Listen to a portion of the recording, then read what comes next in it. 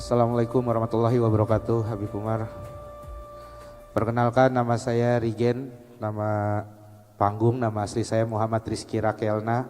Habib, siapa tahu kalau sempat disebut di doanya Habib nanti ya.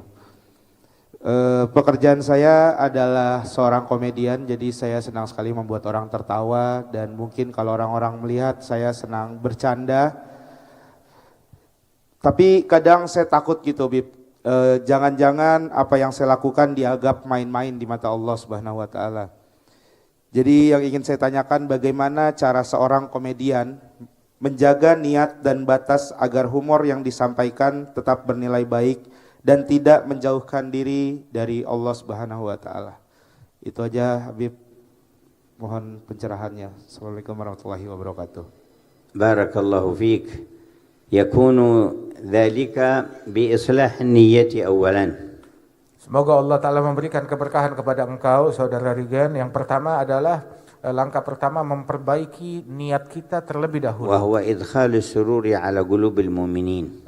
Pertama, niatnya adalah menyenangkan hati kaum mukminin, menggembirakan mereka. Wa ikhrajuhum min ad-dhiqi wal karb. Membuat mereka itu keluar dari kesedihan dan juga sumpah stres mereka. Wa thaniyan bi an yakuna idhakuhum bima la ma'siyata fihi, bima la sabba wa la shatma wa la kadhiba fihi. Begitu juga menggembirakan mereka itu dengan di dalamnya tidak ada konten yang mengandung cacian, makian atau hal-hal yang menyinggung. Wa thalith an yudkhila fil idhaki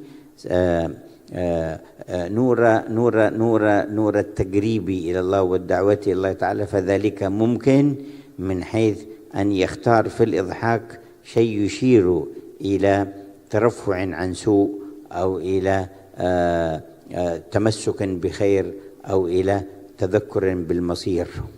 Dan hendaknya yang ketiga itu apabila bisa memasukkan di dalam konten komedi tersebut dikemas dengan kemasan di dalam itu ada cahaya Allah Subhanahu wa taala yang tersirat di dalam membuat orang makin dekat kepada Allah taala ataupun membuat orang meninggalkan daripada keburukan atau hal-hal yang buruk, disusupkan dengan hal-hal yang demikian. Di dalam konten yang dia lakukan dimasukkan hal-hal yang demikian dan itu bukanlah hal yang sulit. وكان في الصحابة من يكون فكاهيا ومضحكا للجلساء. Dulu di kalangan para sahabat Rasulullah ada juga orang yang sifatnya jenaka dan menggembirakan para sahabat. ومنهم سيدنا نعيمان. Di antaranya itu seperti Sayyidina Nuaiman, sahabat Rasul. وكان يضحك منه صلى الله عليه وسلم في كثير من الأحوال. Dia bahkan sampai bisa membuat Rasulullah sampai tertawa di banyak situasi. وكان إذا رأى شيئا جاء من البادية من الفاكهة والثمر يشتريه دينا ويأتي به إلى رسول الله. Dahulu beliau itu apabila Madinah kedatangan daripada buah-buahan yang sedap, yang nikmat, maka beliau beli, tetapi masih ngutang belinya itu, terus dia bawa, dia hadiahkan kepada Rasulullah apa yang dia beli secara ngutang. ويقول هذا لك هدية يا رسول الله. Kemudian dia berikan kepada Rasulullah dan dia bilang ini hadiah untukmu wahai Rasulullah. فإذا جاء صاحب الدين يتقاضاه حمله إلى عند النبي قال أعط هذا حقه يا رسول الله. Apabila yang punya barang datang menuntut bayaran daripada Nuaiman, maka dibawa, oh siap, dibawa ke hadapan Rasulullah. Nah ini dia barangnya, ada sama dia, disuruh Rasulullah membayar. قال أليس قلت هدية؟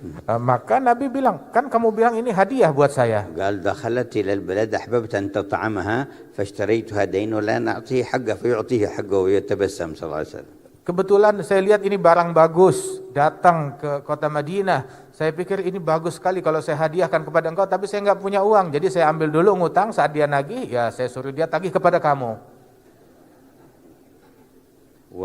وكان عدد منهم وكان في إضحاكهم ذلك أيضا شيء من إدخال السرور على القلوب.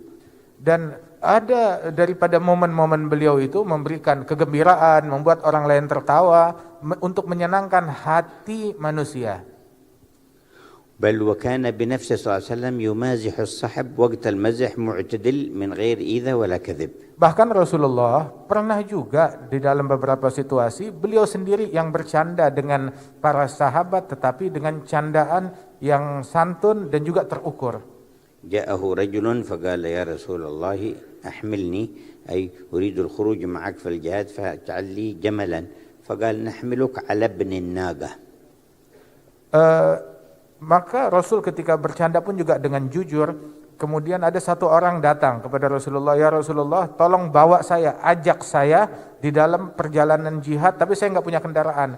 Maka Rasul bilang, saya akan bawa engkau, saya berikan kamu kendaraan, tapi kendaraannya berupa anaknya unta. فظن أنه يعطيه قعودا صغيرا.